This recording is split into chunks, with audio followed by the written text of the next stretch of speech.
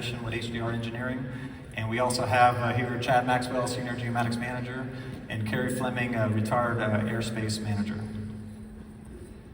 So today's conversation, we're going to talk about a use case of capturing high definition spatial intelligibility in the Grand Canyon. So we want to welcome you to the Grand Canyon. This was an exciting project for us. The Grand Canyon is 277 miles long, 16 miles wide, 1 mile deep. 2 billion years of Earth's history carved into its walls. And what's exciting about it is just not a landscape. It's not just a landscape, it's a force. A monument in time, resilience, and erosion. And taking a look at what we're able to accomplish here is going to be exciting. So we're going to get into the scale of it. So if you've been in New York and you've seen the Empire State Building, it's 1,250 feet tall. So when you stack 4 on top of each other, that kind of gives you the scale. So that's kind of what we were forced with and experiencing it. Not just from the top and the bottom, we were working with different scenarios where we're dealing with safety issues with respect to heat. Up on the top, it's 98 degrees. We get in the canyon, it's 118 degrees.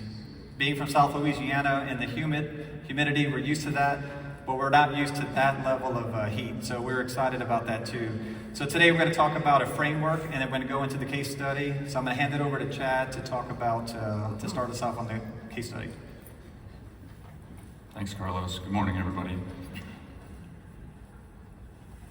So the Grand Canyon, for us, was a unique project. It's as unique as the landscape. It's huge, it's complex, it's remote, it's got a regulatory overstructure that was difficult to navigate through. It's environmentally sensitive, and it's very unforgiving. So I'm wondering in the room, how many of you have projects with one or more of those elements? Yeah, a lot of hands. The Grand Canyon for us was all of them in one shot. So that allows us, though, as we reflect on the work that we did there, it allows us to explicate a framework for our drone program, one that we're going to share with you. But first, we need to unpack a few things.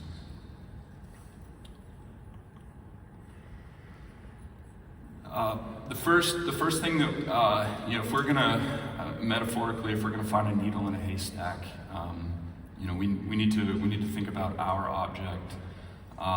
So we as humans and productive people, we're called forward to make order or organize the possibility that life presents to us, right?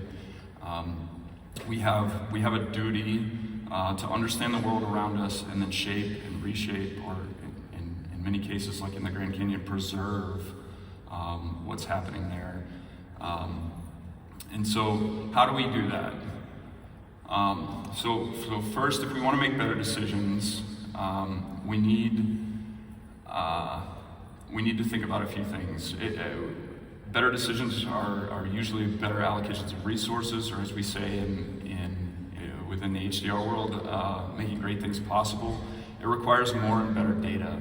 Well, when we say more and better data, what do we mean?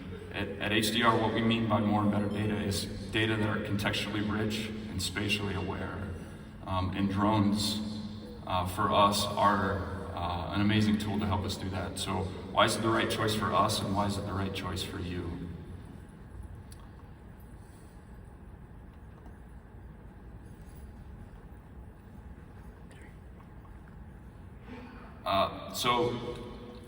As we navigate through the complexity that we find ourselves in, and as we understand the world around us and we work to shape it, we have to understand that we're meaning makers. So we're people that are engaged in a learning process, and so it's the same for us at the project level. It's the same for us at the company level. We know that observations generate data.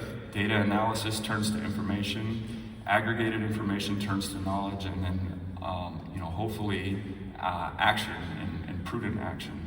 And so we need to move from here, which you see is sort of blurry, low resolution kind of image, right? To something much more defined, crisp, understandable. Okay, and so we'll talk about what that framework, we were able to explicate that framework for us at HDR, and we'll share that with you.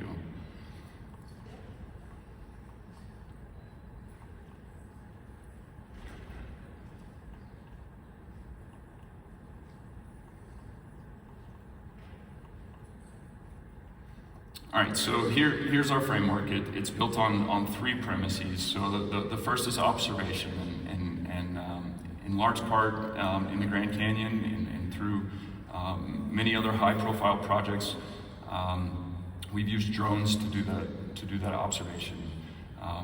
Drones provide unique access, a unique perspective, and many other qualities that we're able to leverage through that learning process that we looked at a minute ago. The second level is intelligibility, and specifically for us, spatial intelligibility is a big deal because what we want to do is we want to reflect the places, the built and natural world that we find ourselves operating in into the digital space. So instead of bringing more people to the project site, or in this case the Grand Canyon, which is not logistically possible in many ways, we want to reverse the direction of flow and bring the site to more people. So we reflect the built natural world into the digital space so that it's understandable and we can overlay multidisciplinary intelligence on top of the data that we collect.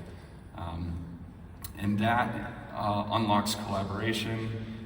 It allows us to broaden the stakeholder base, and so we get, as a result of that, we get better decisions, better allocations of resources, and we are able to make great things possible, and that's the value segment. And so I'm going to hand it back over to Carlos to walk through the case study. Appreciate it. So our challenge in upgrading the water system located in one of the most rugged environments on Earth. So there were a couple challenges that we were faced with that we were brought onto it. They had a power system that we were looking to inspect and map. They had the need for, and sometimes you have to look for an opportunity. The purpose of us coming in the first place is we're replacing the Trans-Canyon water line. It's reached its extended use in life, so replacing that was important. There's 6 million people and 6 million visitors that visit the park yearly. That's the lifeline of the park. You need water. A lot of folks like to go and hike in this amazing environment. So if we look back at observation, intelligibility, and value, let's apply it to the project. The first one is 1,000 acres of terrain documentation, power system inspection, and then also the pump house. A lot of this information, there was no documentation, no as-built. We were brought in, so in our piece, we had to bring in drones, different types of drones, quadcopter, fixed-wing drones. We also had survey, we had lidar equipment. All of that was needed to apply to it. So applying it back to the framework that Chad mentioned, the observation is one critical piece. The second piece is getting permission. This is the fun part. So we've been fortunate to fly and inspect the Golden Gate Bridge, Pearl Harbor, 25 DoD bases, some sensitive sites as well that required some sensitive clearance. And in every case, I think we're at a 100% no rate initially. But once we're able to get past it and work a few things, we're at a 99% approval. So if you think about it, what happens is you come with a complex project, you're going to get a no. And with us with an HDR, whenever we get the no, it's fun for us because we expect it. But when we work with different project managers and they get the no, they get all fired up and stuff, and we're like, hey, let's just work it. In this particular case of the Grand Canyon, there's different airspace as well. So in the case of the national park, you got to get the National Park Service. You have to have the U.S. Fish and Wildlife, FAA as well. So I think a key component is making sure all stakeholders are good. In the wildlife area, they wanted to make sure that we can protect the endangered condors. So we had a biologist with us. They had the radar or what do you call it? Radio Antenna? detection. So they radio detection, and they're